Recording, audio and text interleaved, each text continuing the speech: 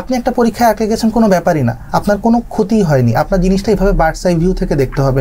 আপনি আজকে একটা পরীক্ষা যদি সাপ্লি হয়, তাহলে আপনি 3 মাস পরে বা 4 মাস পরে আপনার রিসাপ্লি ডেট দিবে। সেই জিনিসটা যদি আপনি আবার একটু কন্টিনিউয়াস প্রিপারেশন নিয়ে ওটা ক্লিয়ার করে ফেলেন, আপনি কিন্তু আপনার ব্যাচের সাথেই কন্টিনিউ করতে পারছেন। যে সবসময় কম্পেয়ার করা বা সবসময় ওভারথিঙ্ক করা, এটা এতটাই বেশি মারাত্মক যে অকৃতকার্য, আপনি যদি কৃতকার্য হয়ে যান আপনি আপনার রেজাল্ট নিয়ে স্যাটিসফাইড থাকবেন না। ফেল ব্যাপারটা হচ্ছে, বা আমি অকৃতকার্য হয়েছি, এটা জিনিসটা হচ্ছে part and parcel of your medical life. এটাকে খুবই নর্মাল ফেনোমেনন হিসেবে আপনার ট্রিট করা উচিত। যারা প্রফে ভালো করতে পারেনি তারা যেন ভরকে না যায়, তারা যেন থেমে না যায়, তারা যেন মুষড়ে না পড়ে, আপনি তাদের জন্য কি বলবেন? এক্ষেত্রে প্রথম কথা হচ্ছে যে যারা অলরেডি মানে তৃতীয় প্রফ নিয়ে যেহেতু আমরা কথা বলছি, সো তৃতীয় পেশাগত এক্সামে যে একজন চলে এসেছে তার মানে সে আগের 2টা পেশাগত এক্সাম অলরেডি পার করে এসেছে, তার মানে সে কেপেবল এনাফ, এবং তাকে নতুন করে আমার খুব বেশি বলার কিছু নেই।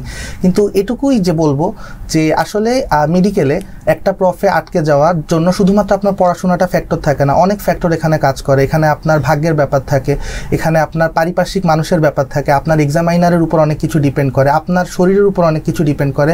সো সব কিছু মিলিয়ে আসলে মেডিকেল এক্সাম, এত বেশি এক্সাম এই জায়গাটায় হয়, একটা এক্সামে আটকে যাওয়া খুবই খুবই স্বাভাবিক একটা ঘটনা। এই জিনিসটাকে আসলে খুব বড় করে দেখার বা আউট অফ প্রপোর্শন ব্লো করে দেওয়ার কোনো মানে হয় না। আপনি একটা পরীক্ষায় আটকে গেছেন, কোনো ব্যাপারই না, আপনার কোনো ক্ষতি হয়নি। আপনার জিনিসটা এইভাবে বার্ডস আই ভিউ থেকে দেখতে হবে। আপনি আজকে একটা পরীক্ষায় যদি সাপ্লি হয়, তাহলে আপনি 3 মাস পরে বা 4 মাস পরে আপনার রিসাপ্লি ডেট দিবে। আপনি সেই হয়তো একটা সাবজেক্টে আপনি আটকে গেছেন, সেই জিনিসটা যদি আপনি আবার একটু কন্টিনিউয়াস প্রিপারেশন নিয়ে ওটা ক্লিয়ার করে ফেলেন, আপনি কিন্তু আপনার ব্যাচের সাথেই কন্টিনিউ করতে পারছেন। এবং যখন 5 মাস পরে আপনার রেজাল্ট দিল, দেখা গেল আপনি এটা পাস করে যাবেন ইনশাল্লাহ, তখন কিন্তু আপনার জীবনে আসলে কিছুই হারায়নি। আপনি ঠিক আগের জায়গাতেই আছেন, আপনি আপনার ব্যাচের সাথে আছেন, আপনি আপনার ইয়ারেই আছেন, আপনি আপনার বছরের ক্লাসটিই করছেন, এবং অ্যাজ ইফ এই জিনিসটা একটা দুঃস্বপ্নই ছিল শুধু। সো এই জিনিসটাকে আসলে অনেক বড় করে দেখার এবং সেটা নিয়ে কনস্ট্যান্ট ওভারথিঙ্ক করে করে আসলে নিজেকে মুষড়ে ফেলে দেওয়ার আসলে কোনো মানে হয় না। সো এই জিনিসটাই আমি বলবো যে মেডিকেলে আসলে জিনিসটা ফেলও না, জিনিসটা হচ্ছে জাস্ট একটা জায়গায় একটু সময়ের জন্য বেশি বিরতি নেওয়া বাকিদের থেকে। ওই বিরতিটা শেষ হয়ে গেলে আপনি আবার রিজিউম করতে পারছেন, সেটা কোনো ব্যাপারই না। ধন্যবাদ শাহরুখ, আপনি খুব চমৎকার বলেছেন। আসলে এক্ষেত্রে আপনি কি বলবেন? এখানে আসলে অকৃতকার্য যদি হয় সেটার হওয়াটাই স্বাভাবিক। আমরা বুঝে যাই আইটেমের শুরু থেকে। এমন কোনো মেডিকেল স্টুডেন্ট আসলে খুবই পাওয়ার রেয়ার যে কখনো আইটেম পেন্ডিং, কখনো আইটেম অকৃতকার্য হয়নি, বা হচ্ছে কার্ডে বা এরকম আনএক্সপেক্টেড রেজাল্ট আসেনি, এরকম হয়তো স্টুডেন্ট কম পাওয়া যেতে পারে। তো অকৃতকার্যের যারা হয়েছে তাদের ব্যাপারটা তো শাহরুখ বলল। আমি বলতে চাই আসলে মূল দোষটা আমি বলবো যারা কৃতকার্য হয়ে যায় তাদের।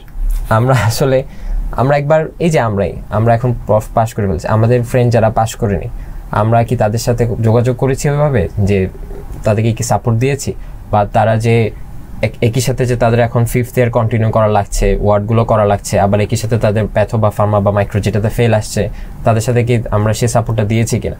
তো আমি যেটা আগেই বললাম যে মেডিকেলে এসে আমরা অনেক বেশি সেলফ সেন্টার্ড হয়ে যাই, আর এই কারণেই আসলে সমস্যাটা হয়। আর শাহরুখ যেটা বললো যে সবসময় কম্পেয়ার করা বা সবসময় ওভারথিঙ্ক করা, এটা এতটাই বেশি মারাত্মক যে অকৃতকার্য, আপনি যদি কৃতকার্য হয়ে যান আপনি আপনার রেজাল্ট নিয়ে স্যাটিসফাইড থাকবেন না। একটা ছেলে যে প্রফে স্ট্যান্ড করেছে, সে দেখা যাবে সে বলবে যে আমি কেন থার্ড হলাম, আমি কেন ফার্স্ট হতে পারলাম না, ও তো ফার্স্ট হয়েছে, ও তো আমার সাথে ক্লাস করতো। একটা ছেলে যে অনার্স পেয়েছে সে চিন্তা করবে আমি কেন প্লেস করলাম না। একটা ছেলে যে পাস করে গিয়েছে সে চিন্তা করবে আমি কেন অনার্স পেলাম না। এতে এমন কিন্তু আছে, আমাদের মধ্যেই কিন্তু আছে, বিষয়টা এমন না যে। তো এই ক্ষেত্রে আমি বলতে চাই ওভারথিঙ্ক না করা, কম্প্যারিজনে না রাখা, আর হচ্ছে আমরা যারা কৃতকার্য হয়েছি আমরা যেন আমাদের ফ্রেন্ডদেরকে ভুলে না যাই, তাদেরকে সবসময় সাপোর্ট দিয়ে আসি। এবং আরেকটা হচ্ছে একটা ব্যারিয়ার হয়ে যায় যে তারাও একটু আসতে আনকমফোর্টেবল ফিল করে, আমরা যেন সে কমফোর্ট জোনটা ক্রিয়েট করি।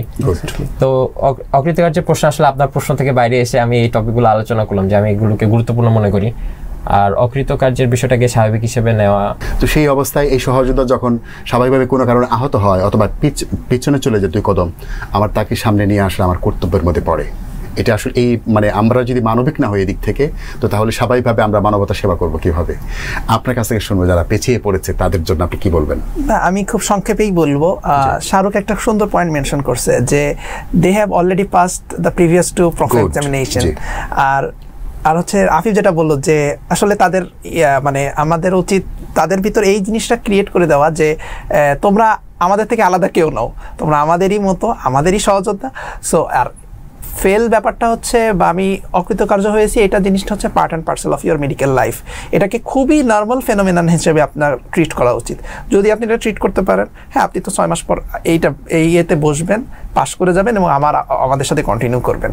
সো এবং যেহেতু থার্ড ফেজটা অনেক বেশি মানে খুবই অল্প সময় পাই আমরা এবং খুব বেশি কমপ্লিকেটেড, সো এখানে হইতেই পারে, এটা আপনার ফেল আসতেই পারে। সো এই ক্ষেত্রে আপনার সবসময় মাথায় রাখতে হবে এটা কিছুই না, এটাকে খুবই স্বাভাবিকভাবে নিয়ে এটা উতরে যেতে হবে।